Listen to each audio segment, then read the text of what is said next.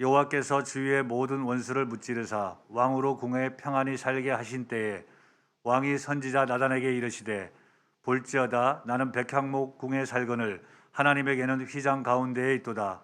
나단이 왕께 아뢰되 여호와께서 왕과 함께 계시니 마음에 있는 모든 것을 행하소서 하니라. 8절에서 16절 봉독하겠습니다. 이어서 그러므로 이제 내 종 다윗에게 이와 같이 말하라. 만군의 여호와께서 이와 같이 말씀하시기를 내가 너를 목장 곧 양을 따르는 데에서 데려다가 내 백성 이스라엘의 주권자로 삼고 내가 가는 모든 곳에서 내가 너와 함께 있어 내 모든 원수를 내 앞에서 멸하였은즉 땅에서 위대한 자들의 이름같이 내 이름을 위대하게 만들어 주리라. 내가 또 내 백성 이스라엘을 위하여 한 곳을 정하여 그를 심고 그를 거주하게 하고 다시 옮기지 못하게 하며 악한 종류로 전과 같이 그들을 해하지 못하게 하여 전에 내가 사사에게 명령하여 내 백성 이스라엘을 다스리던 때와 같지 아니하게 하고 너를 모든 원수에게서 벗어나 편히 쉬게 하리라. 여호와가 또 내게 이르노니 여호와가 너를 위하여 집을 짓고 내 수완이 차서 내 조상들과 함께 누울 때에 내가 내 몸에서 날 내 씨를 내 뒤에 세워 그의 나라를 견고하게 하리라. 그는 내 이름을 위하여 집을 건축할 것이요 나는 그의 나라 왕위를 영원히 견고하게 하리라.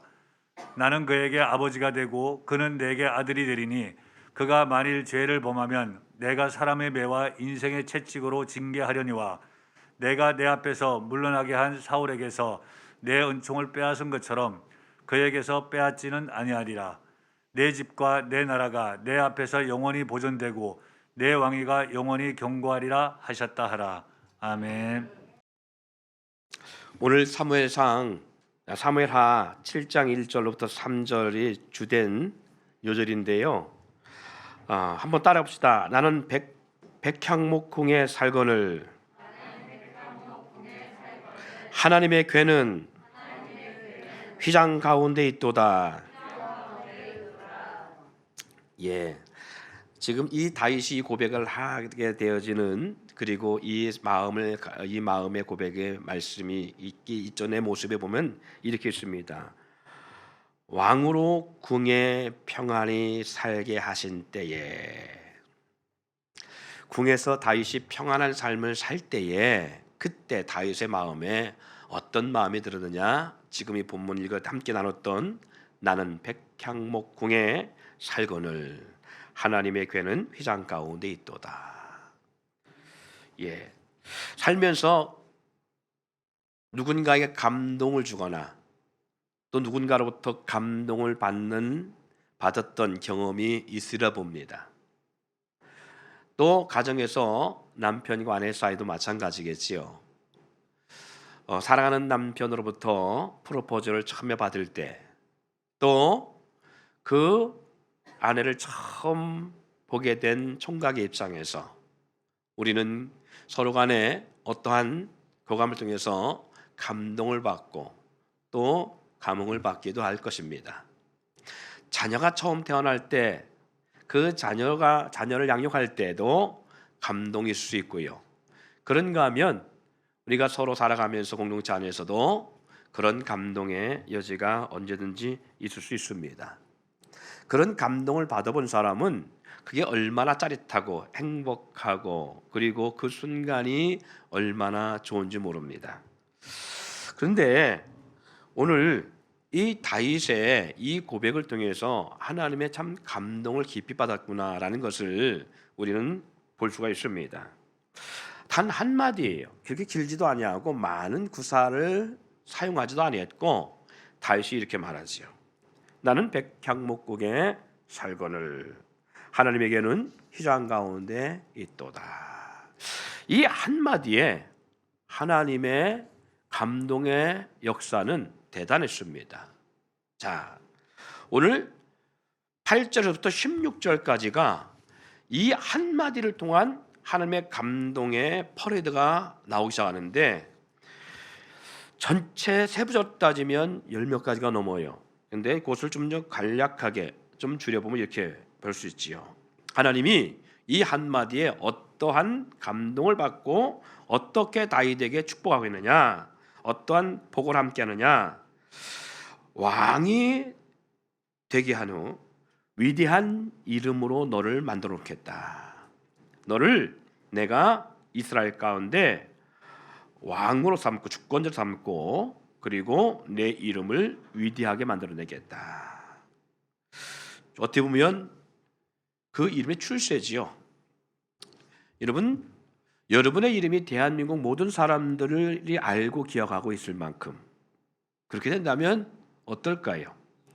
연예인들이 왜 스타가 되기를 원하느냐? 바로 이런 부분일 거예요. 어디 가든지 알아볼 수 있고 모든 사람들이 존귀하게 바라보고 그리고 환호하고 맞이할 수 있다는 것. 그리고 그가 가는 길에 또 그가 공연한 곳에 수많은 인파가 몰리고 또 그리고 그의 쇼나 아니면 노래나 그의 공연을 보고 싶은 사람들이 구름대처럼 몰려들고 그의 말 한마디에 모든 사람들이 환호하고 그리고 흥분하고 그리고 그 안에서 함께 교감하는 이것이 아마 이런 흥분감 이런 것 때문에 연예인들이 스타가 되기를 위해서 몸부림치는 것이 아닐까.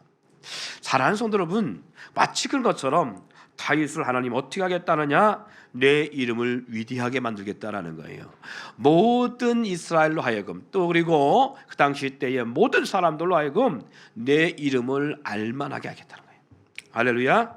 그런가 하면 그의 지경을 넓히겠다라는 거예요. 그리고 그의 지경을 견고하게 하겠다. 그리고 어떻게 그로 하여금 떠다니지 아니하고 배회하지 아니하고 이제까지는 도망도 다니고 거처할 장소가 없어가지고 늘 그렇게 유리하는 자의 삶을 살았지만 그러나 내가 너에게 이제 정착되어 그 장소를 옮기지 아니하고 든든하게 세우겠다라는 거예요. 예. 그래서 하신 말씀이 여호와 너를 위해 집을 짓고 이렇게 말합니다. 그리고 말하는 것이 한 곳을 정하여 그를 심고 그를 거기에 거주하게 하고 다시 옮기지 못하게 하며 이게 하나님께서 다윗 왕에게 약속하신 거예요. 그런가 하면 모든 대적을 막아주시고 그리고 너로 하여금 어떠한 자도 너에게 경쟁자가 없게 하겠다. 사업할 때 이런 축복이 있을 줄 믿습니다. 할렐루야. 누구도 대적자가 없고요. 그리고 탑이 되게 하는 거예요. 누구도 경쟁자로 붙을 수가 없는 그러한 사업의 성공. 그게 뭐예요? 그게 절대적 보호하심과 그리고 하나님께서 그로 하여금 승승장구하는 축복의 역사가 있지 않겠습니까? 그런가 하면 자녀 세대에 대한 그러한 축복을 하나님이 약속합니다. 다시 말해서 명문가의 가문을 만들어내겠다는 거예요. 어떤 명문가의 가문? 여기 보니까 이렇게 말합니다. 내 몸에서 날 씨를 내 뒤에 세워 그의 나라를 견고하게 하겠다. 다윗 너만 때만이 아니라 내 몸에서 난 씨들로 말미암아 내가 그렇게 하겠다는 거예요. 할렐루야. 그런가 하면 그는 내 이름을 위하여 집을 건축하고 나는 그의 나라 왕위를 영원히 견고하게 하겠다. 할렐루야. 예. 명문가의 가문을 만들었는데 1대 2대가 아니라 1000대 이르는 영원히 그 가문을 누구도 도려낼 수 없는 가문을 만들어내겠다는 거예요. 자, 그런가 하면 내 그릇을 옮기지 않겠다라는 거예요. 우리 성경 속에 보면 에베소 교회 편지한 내용 가운데 보면 촛대를 옮기겠다라는 말씀이 있어요. 그런데 오늘 의 말씀에 보면 사울의 왕권처럼 은혜를 빼앗아 누구 다른 사람에게 주지 아니하고 내가 너에게 혹 내가 범죄할지라도 나는 너에게서 사울 왕에게 주었던 은혜를 뺏는 것처럼 뺏지 아니하고 주는데 인생 막대기의 채찍을 통해서 잘못한 것에 대해서는 꾸지람을 할지언정 책망을 하고 징계할지언정 그 은혜 받은 것을 뺏지 않겠다는 거예요. 예. 그런가 하면 누구도 함부로 할 수 없는 여기 그렇게 말합니다. 내 집과 내 나라가 내 앞에서 영원히 보존되고 내 왕위가 영원히 견고하리라. 누구도 함부로 뺄 수 없는 그런 견고한 왕권과 가문의 복을 허락하고 있다는 사실입니다. 참 도대체 우리는 이 말씀을 딱 보면 하나님의 감동 조그만 한마디 이렇게 어떻게 하나님 할 수 있을까? 여러분 이런 축복 누려야 되잖아요. 그런데 의아했어요. 뭐가? 나는 백향목궁에 살거늘 하나님의 궤는 회장 가운데 있도다. 이 한마디에 하나님이 어떻게 이러한 어마어마한 전무후무한 하나님의 복을 다윗과 그의 가문에게 주신다고 하고 있을까? 감동만 드리면 하나님 이렇게 할 수 있구나 할 수 있어요. 그런데요, 우리가 좀 더 깊이 세밀하게 살펴보면 하나님 마음에 감동을 준 다윗의 삶을 우리는 좀 더 깊이 살펴보면 그럴 수밖에 없구나라는 걸 알 수 있습니다. 왜 그런가 하면 옛말에 이런 말이 있습니다. 잘된 놈은 떡잎부터 안다. 될성 부른 나무는 떡잎부터 다르다. 이런 말이 있어요. 예. 이 말은 뭐예요? 처음부터 될 놈은 되고 안 될 놈은 안 된다. 그런 말의 뜻이기도 하지요. 근데 이것을 좀 더 달리 해석해 보면 이렇게 볼 수 있습니다. 마치 천리길도 한 걸음부터라는 말처럼 무엇이든지 처음부터 차근차근 잘 밟아갈 때 성공할 수 있다라는 의미가 그 안에 내재되어 있어요. 잘된 놈은 떡잎부터, 될성 부른 나무는 떡잎부터 다르다. 그 말은 한 번에 뭔가 확 이런 것이 아니라 떡잎 때부터 그렇게 밟아왔다라는 거예요. 그렇게 다른 삶을 살아왔다라는 거예요. 될 사람은 그렇게 다른 삶을 살아간다라는 거예요. 할렐루야. 예. 하루아침에 무엇을 이루거나 대박을 터지는 그런 삶이 아니고 어떤 요행을 바라는 노력 없이 성공하는 그런 삶이 아니라 노력 없이 성공될 수도 없거니와 결코 주어지지 않지만 하루아침에 된 것이 아니라 오랜 시간 그렇게 살아왔다는 거예요. 갑자기 대박 난다는 것, 성공한다는 것, 갑자기 이루어진다는 것, 어떻게 보면 그렇게 보일 수 있어요. 내 일은 항상 어려운데 남의 일은 무언가 쉽게 된 것 같아요. 저 사람은 쉽게 성공한 것 같아요. 저 사람은 쉽게 스타가 된 것 같아요. 저 사람은 쉽게 어떤 직위에 올라간 것 같아요. 저 사람은 쉽게 돈을 번 것 같고요. 저 사람 사업은 쉽게 된 것 같아요. 목회자 입장에서 볼 때는 그렇습니다. 어떤 교회가 하루아침에 갑자기 털을 닦더니 교회가 탁 세워져요. 어느 날 갑자기 그 교회가 성장된 것 같아요. 그런데 그 교회를 가만히 살펴보면 그렇게 된 교회가 하나도 없어요. 오랜 시간 달궈졌어요. 우리가 단지 못 봤을 뿐이에요. 제 입장에서 볼 때는 그래요. 그것처럼 우리 모두 삶의 모습이 마찬가지입니다. 어느 날 어떤 가정이 갑자기 서질 않아요. 그렇게 갑자기 요행으로 서진 그런 사업이든 그런 가정이든 그런 어떤 기업은요 또 쉽게 무너집니다. 사랑하는 성도 여러분, 살면서 피와 땀, 눈물이 없이는 대박, 성공을 꿈꿔서는 안 돼요. 그것은 금방 무너질 수밖에 없습니다. 다윗도 예외는 아니었습니다. 다윗이 하나님께 감동된 삶을 산 것은 어느 한순간 때문에 하나님이 감동돼서 이와 같은 어마어마한 복을 주시겠다고 한 게 아니에요. 단지 그것이 표본이 됐을 뿐이지 어느 순간 감동되지 않은 삶을 살다가 순간 마음에 감동이 와서 감정적 감동이 와서 하나님 내가 이렇게 살기를 원합니다. 그랬다가 하나님이 딱 주신 게 아니고 그의 일생을 살펴보면 그럴 수밖에 없었구나라는 것을 우리는 알 수가 있습니다. 그가 하나님과 동행하기 시작하면서 다윗은 하나님과 관계를 뗄래야 뗄 수 없는 삶을 살았다는 걸 알 수 있습니다. 동행은 그렇게 돼야 됩니다. 온전한 동행, 아름다운 동행은 그냥 내방쳐 두고 있다가 하나님과 그냥 멀리 떨어져 있다가 어느 날 내가 필요하니까 하나님 내 손 좀 잡아주세요. 이게 동행이 아니라 동행은 매 순간 이루어지는 거예요. 제 꿈이 있다고 했잖아요. 제 노년의 황혼의 꿈. 그 황혼의 꿈이 뭐냐? 그 황혼의 꿈은 평안한 삶이 아니에요. 그런 것은 기본이잖아요. 예. 누리는 삶, 그건 기본이잖아요. 가장 기본 될 수 없는 꿈이 있어요. 그게 뭐냐면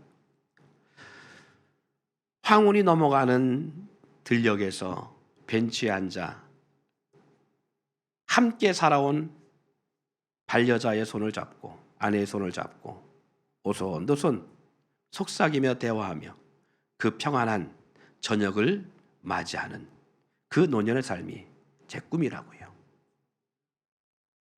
가장 쉬운 꿈 같지요. 근데 가장 어려운 꿈입니다. 왜?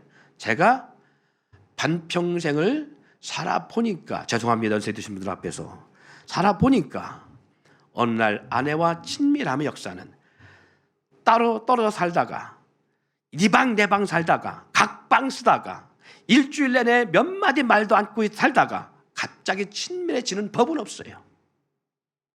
부모와 자녀 간에도 마찬가지고, 목회자와 성도 간에도 마찬가지고, 지체와 지체 간에도 마찬가지입니다. 친밀하지 않다가 어느 날 은혜 받고 친밀해졌다 친밀해질 수가 없습니다. 친밀함은 평상시에 이루어지지 않으면, 삶 속에 자연스럽게 녹아져 내지 않으면 그런 황혼은 절대 맞이할 수가 없어요. 그러니까 이것은 로또는 당첨돼서 부귀를 누릴 수 있을지 모르겠지만, 돈은 많이 벌 수 있을지 모르겠지만, 그 친밀함은 로또로 될 수가 없는 것들이에요. 어떠한 일확천금으로 될 수 있는 것들이 아니에요. 늘 삶 속에 그것이 ing 되어지지 않으면 안 되는 것들이라 사실. 동행이라는 것, 이것은 바로 하나님과 우리 사이도 동일합니다. 하나님과 나 사이 동행은 어느 날 내가 필요에 의해서, 아니면 하나님께서 어느 날 은혜 줬다고 그것이 동행이 될 수 있는 것이 아니라, 하나님과 나 사이가 매 순간 마치 뭐하듯이 호흡하듯이 그렇게 되지 않으면 하나님과 깊은 친밀한, 따라합시다, 아름다운 동행 이루어질 수가 없다는 사실입니다. 여러분, 이 다윗의 삶을 보면 존재감 없던 그의 어린 시절, 가족에서부터 형제 간에도 존재감 없고, 형들로부터 어떻게 보면 이렇게 거친 말을 듣고 살았던 사람이 다윗이, 그리고 다윗을 존귀하게 바라보지 않았어요. 형들이 다윗에 대해서 때로는 시기할 만큼 다윗을 정말 얕잡아 봤던 그런 모습이 있어요. 그의 그의 어떤 환경 속에 보면.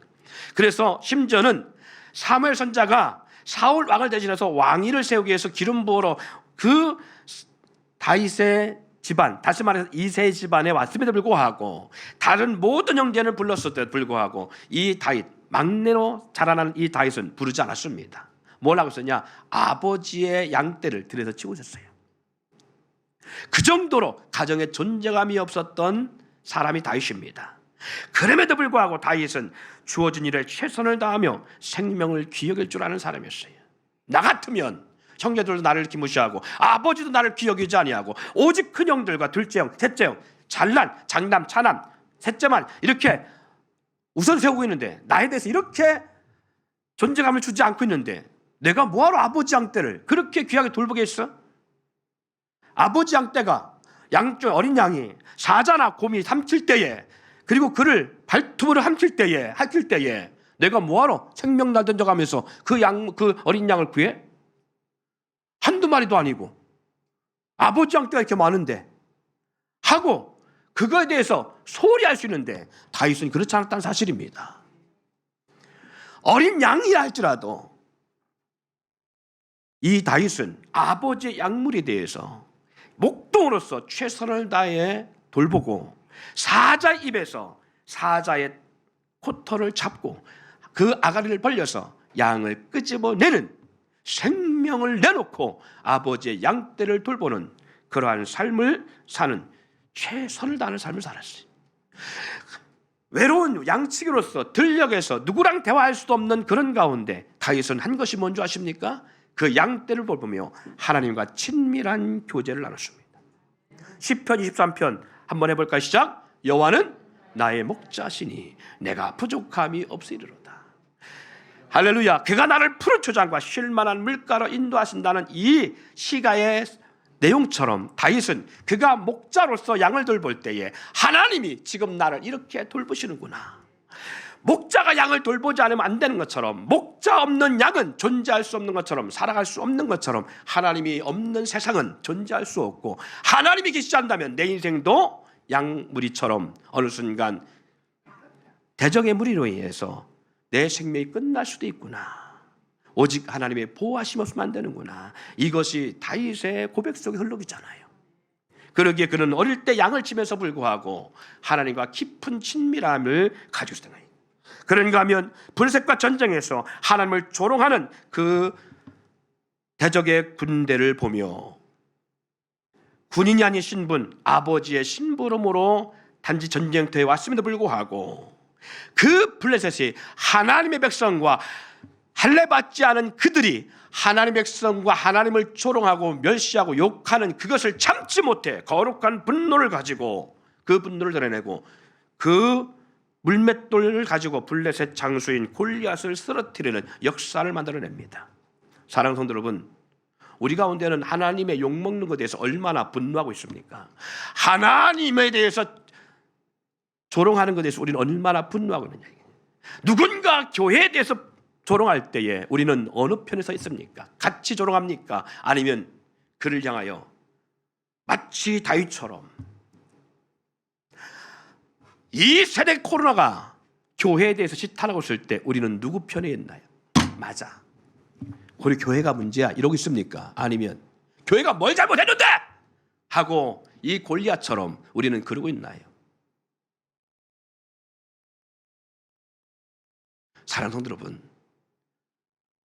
적어도 핏값으로 세운 교회에 대해서 우리는 다윗처럼 용맹하게 달려나가서 목숨 내놓고 물맷돌을 던지지 못한다 할지라도 우리 마음속에는 거룩한 분노가 자리하고 있어야 됩니다.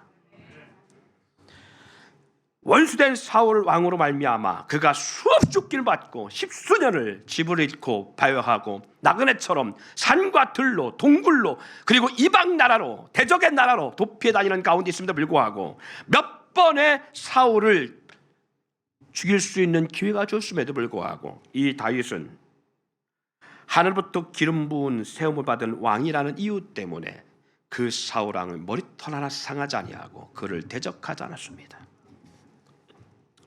그리고 모든 전쟁과 싸움 가운데서 스스로 판단하고 결정내서 싸움에 가담한 것이 아니라 하나님께 물음을 갖고 하나님의 응답을 받고서야 싸움을 참여하거나 전쟁에 나가거나 이를 결정한 걸 볼 수가 있습니다.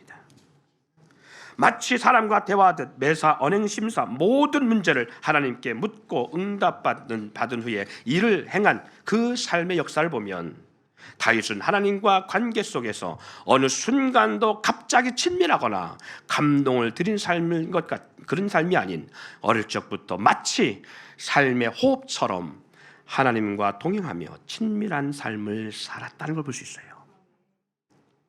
그의 파란만장한 삶의 스토리 속에 하나님을 빼고는 다윗을 설명할 수 없을 만큼 친밀한 삶이 있었기에 시편 23편 같은 시가가 쓰여질 수 있었다는 사실입니다.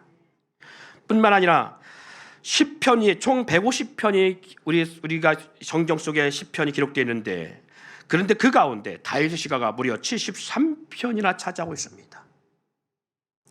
그 중에 시편 62편 5절부터 7절 말씀을 우리 함께 천천히 한번 낭독해 보겠습니다. 읽어보겠습니다. 같이 읽습니다. 시작. 나의 영혼아 잠잠히 하나님만 바라라. 무릇 나의 소망이 그로부터 나오는도다. 오직 그만이 나의 반석이시요 나의 구원이시 나의 요새이시니 내가 흔들리지 아니하리로다. 나의 구원과 영광이 하나님께 있음이요 내 힘과 반석과 피난처도 하나님께 있도다. 이 시가를 오늘 복음성가 가수가 이렇게 곡을 붙여서 만들었습니다. 나의 영혼이 잠잠히. 한번 반주부터 할까요?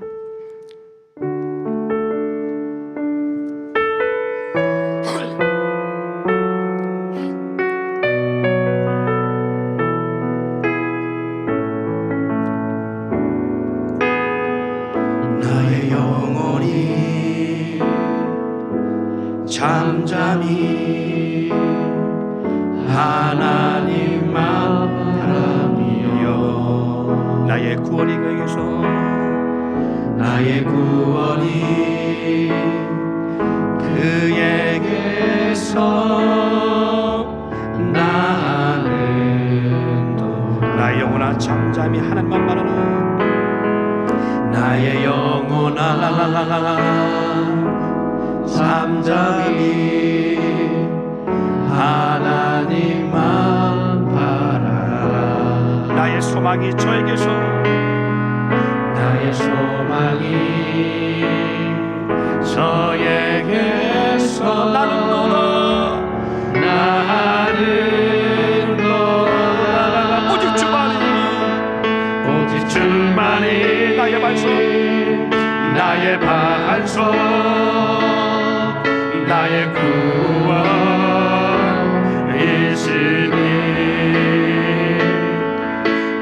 수많은 나의 산소 내가 요동치 아니하리.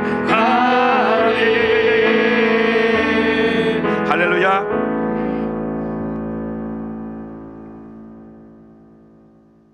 하나님과 얼마나 친밀한 동행을 그렇게 했으면 그로 인해 다윗은 모든 전쟁을 끝내고 하나님의 은혜로 주어진 궁정 침소에서 잠을 청하며 나와 동행하시는 하나님을 대한 생각이, 광대하신 하나님은 나는 이렇게 못난 인간인데, 나를 이렇게 보호하신 하나님은 휘장 가운데 있는데 나는 이런 화려한 백향목궁에 거하는 게 맞는가? 여러분, 좋은 음식 먹을 때 누가 생각납니까? 내가 행복할 때 누가 생각나나요? 좋은 옷을 입을 때, 내가 인정받을 때, 내가 평안한 잠을 잘 때,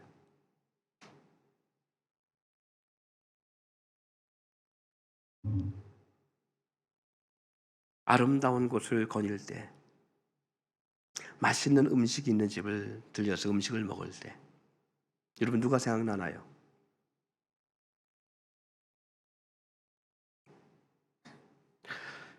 이것은 마치 사랑하는 사람을 위한 내용 같아요. 예쁜 걸 보면, 아름다운 걸 보면 선물하고 싶고, 아름다운 곳을 가여 있다 보면 그곳에 함께하고 싶고, 맛있는 음식을 먹다 보면 나누고 싶은 것처럼 다윗은 백향목궁에 거하며 침소에서 잠을 청하는 그 순간 하나님을 생각하고 있다는 겁니다.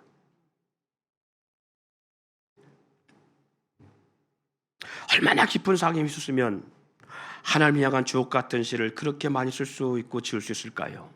마치 사랑하는 사람과 연애하듯 다윗은 그렇게 하나님과 친밀한 사귐으로 동행했기에 하나님은 다윗을 위해서라면 모든 것을 주고도 아까워하지 않았으며, 다윗이 하나님을 위해 마음만 편했는데도 불구하고 하나님은 다윗을 위해서 엄청난 것으로 보장하겠다고 그렇게 약속하고 있는 것입니다. 사랑하는 관계는 모든 것이 감동이고 모든 것이 소중한 것입니다. 다윗도 하나님을 위해서라면 자신의 수치, 모욕, 부끄러워하는 것, 그것은 결코 개의치 않았습니다. 법궤가 다윗 성으로 들어올 때에 그는 자기의 하체가 드러난지도 모르고 왕의 체면도 구겨가면서 그렇게 춤을 췄어요. 모든 국내외 대신들이 보고 그 아내가 그를 조롱할 만큼 왕의 채통에 도대체 어린아이처럼 저게 뭐 하는 것이냐, 하체가 드러나 수많은 사람들한테 조롱을 당하는 그 환경을 보여주고 있는 그 다윗을 보며 그 아내가 그렇게 멸시할 때 다윗은 오히려 그 여인에게 책망합니다. 그리고 하나님은 그 다윗 편에 서서 그 여인에게 더 이상 아이를 가질 수 없는 여인으로 하나님은 심판하십니다.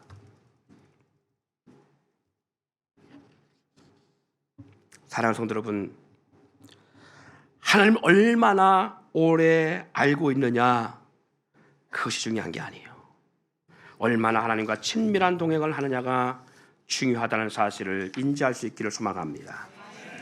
하나님을 사랑했느냐가, 하나님을 사랑했느냐가 더 중요한 것은 다윗을 통해서 우리는 교훈할 수 있는데, 오늘 우리가 믿음 생활을 어떻게 해야 되는가, 하나님과 어떤 동행을 해야 되는가 하는 것을 여기서 보실 수 있어요. 얼마나 오랜 시간 우리가 믿음 생활을 했느냐보다 더 중요한 것, 하나님을 어떻게 사랑하고 하나님과 어떻게 동행하느냐. 실제로 법궤와 함께 한 집안을 잠시 소개하면, 블레셋으로부터 돌아온 법궤를 길앗 여아림 사람들이 아비나답이라는 집에 이 법궤를 둡니다. 무려 다윗성으로 옮기기까지 약 40년이에요. 둡니다. 그 세월이 흐른 동안에 다윗이 왕이 되어지고 그가 왕궁에 있으면서 이 생각을 한 거예요. 나는 화려한 이 아름다운 백평목궁에 있는데 하나님에게는 휘장 가운데 있도다. 다윗이 그래서 그 마음에 견딜 수 없는 하나님에 대한 사랑, 하나님에 대한 애착, 하나님에 대한 그 은혜 때문에 견딜 수 없어서 그는 하나님의 궤를 다윗궁으로 옮기려고 작정합니다. 그런데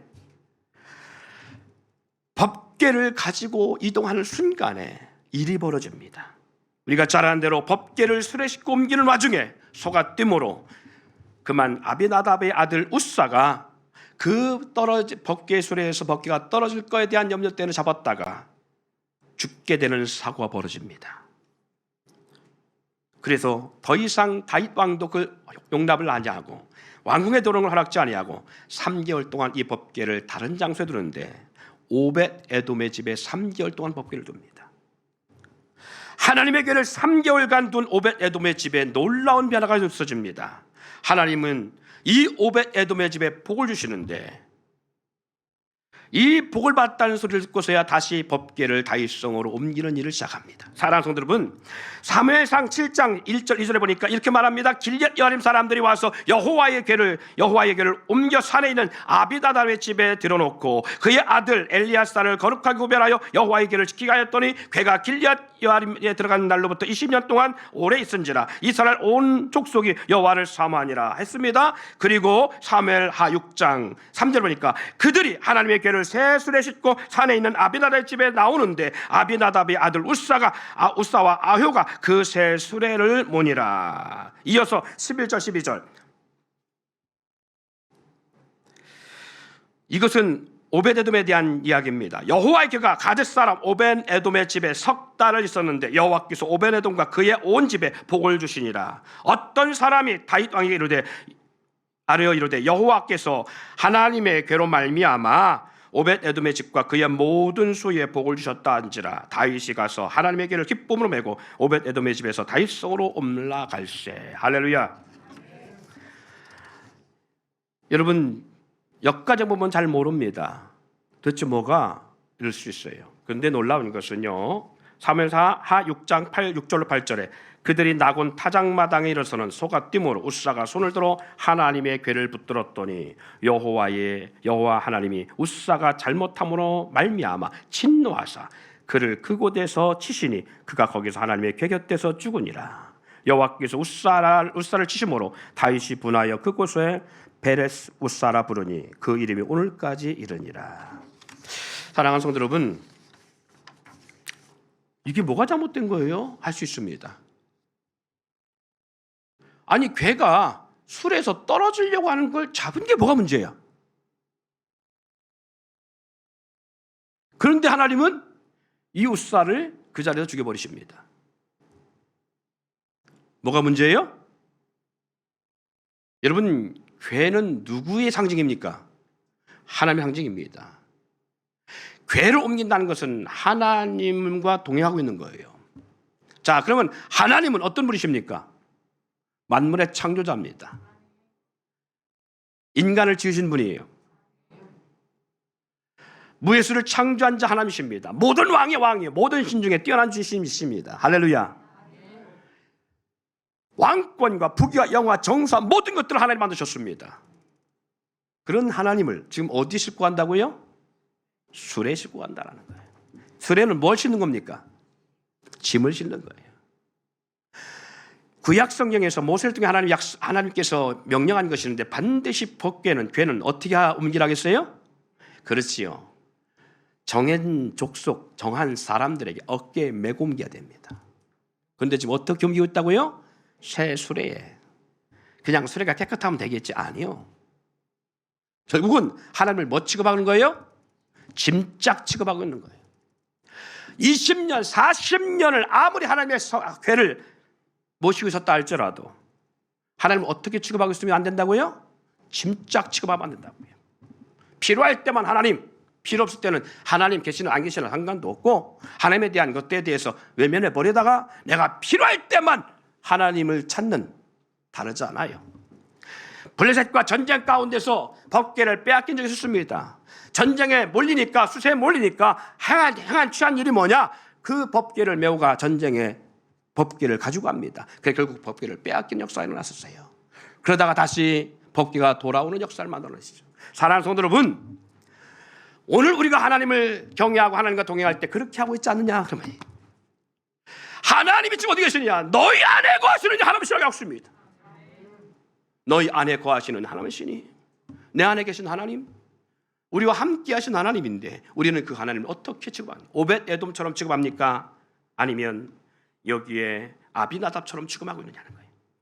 내 안에 계신지 안 계신지 관계도 상당, 그거에 대해서 별 관심도 없어요. 그러나 내가 필요하고 내가 어려울 때, 내 환경에 궁지 몰릴 때, 상황이 수세에 몰릴 때, 어쩔 수 없을 때에, 내 입으로 안 될 때, 그때만 마치 알라딘의 마술 램프를 비비는 것처럼 하나님 하고 있지 않느냐.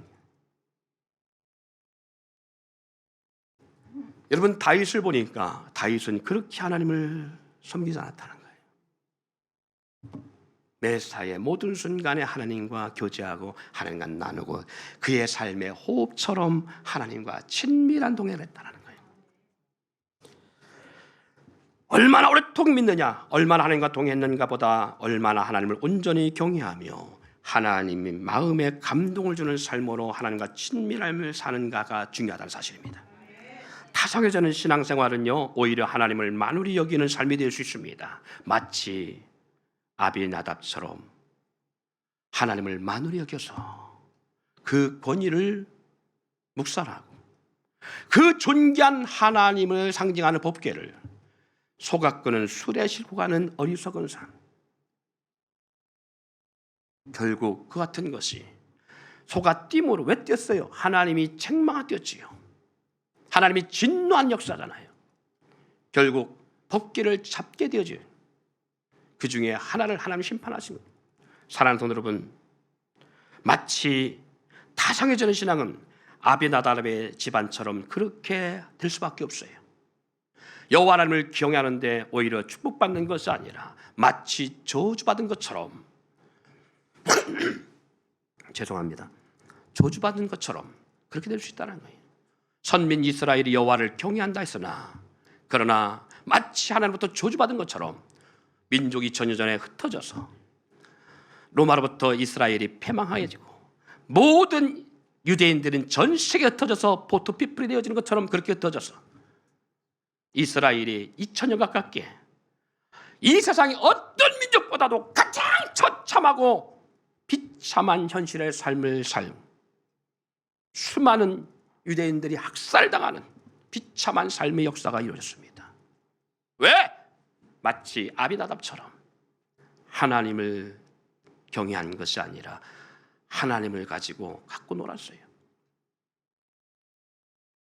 그리고 그들의 제사와 그들의 성전의 삶의 역사가 자기의 주머니를 찾고 가고 자기의 필요에 따라 하나님을 제사하고 경외하는 삶을 살았어요. 그래서 하나님은 육신의 몸을 땅에 오시기 400년 훨씬 전부터 하나님은 이렇게 말씀했습니다. 돌아와라. 돌아와라. 제발 돌아와. 누가 제발 부탁인데 내 마당을 밟지 않도록 내 집의 문을 좀 닫아줬으면 좋겠다. 제발 닫아다오. 저들이 내 마당 밟는 게 나는 원치 않는다. 소는 그 주인을 알고 나귀는 그 주인의 구유를 알건만은 내 백성은 나를 떠났다 말씀하시며 끊임없이 그들을 향하여 책망과 그들을 향한 하나님의 안타까움의 메시지를 전하며 돌아오라 강조합니다. 어떻게 돌아가야 됩니까? 라고 할 때에 너의 온전한 11조 헌물을 드리라. 이게 돌아오는 방법이라는 거예요. 그러면 내가 너가 돌아왔다는 걸 인정하겠다. 다시 말해서 내 집의 창고에 양식이 있게라는 거예요. 이 뭐예요? 하나님을 경외한다면 하나님의 성전에서 일하는 사람의 입을 막지 말고 그들의 입을 재갈 물지 말라는 거예요. 그래서 하나님의 성전에 온전한 예배가 이루어지고 제사가 드릴 수 있도록 너희가 그렇게 할 때에 내가 돌아온 자로 내가 인정하겠다는 거예요. 사랑하는 성도 여러분, 결국 타성해져는 아비나답이나 이스라엘이 그래서 주님 말씀한 것처럼 내 집은 만민이 기도한 집인데 어찌하여 너희는 강도의 풀을 만드느냐 말씀하시며 돌 위에 돌 하나 남지 아니고 다 무너지라 말씀한 것처럼 성전의 파괴가 되는 역사를 나타내십니다. 나는 주님을 어떻게 사랑하고 사모하며 친밀한 삶으로 동행하는가를 돌아보며 다윗처럼 감동된 삶인지 아닌지를 우리는 돌아볼 수 있기를 원합니다. 다윗은 주님의 마음을 살펴서 주님을 위한 삶을 살고자 했기에 마음의 표현이 하나의 주님의 그 마음에 감동된 그 한마디 같지만 하나님은 다윗의 일생을 보고 있는 거예요. 그래, 네가 고난당할 때도 나를 잊지 않아. 네가 사막에 묻지만 골짜기 있을 때도 나를 경외하며 나를 신뢰하는, 네가 편안한 궁에 거하면서 불구하고 나를 이렇게 사랑하는구나. 내가 어떻게 너를 복주지 아니하냐. 내가 그래서 너에게 지금부터 이런 복을 주기를 원한다. 이스라엘 주권자를 삼겠다. 그의 이름을 위대하게 만들어주겠다. 유랑이 아닌 정착된 왕궁생활로 너를 보호하겠다. 모든 것으로부터 벗어나게 하며 다윗을 위해 집을 내가 짓겠다. 다윗의 씨로 다윗의 나라를 견고하게 하겠다. 다윗이 사랑하는 아들을 내가 반드시 나의 성전을 건축하게 하고 나는 그에게 그의 왕위와 그의 궁을 건축하게 하겠다. 주종관계가 아닌 하나님과의 관계 속에서 아버지와 아들 관계로 내가 반드시 그렇게 할 것이며 비록 범죄하면 징계할지언정 은총을 뺏어가진 않겠다.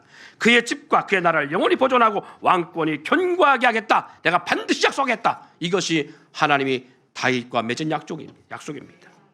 사랑하는 성도 여러분, 우리는 주님께 어떤 감동으로 동행하고 있는가요?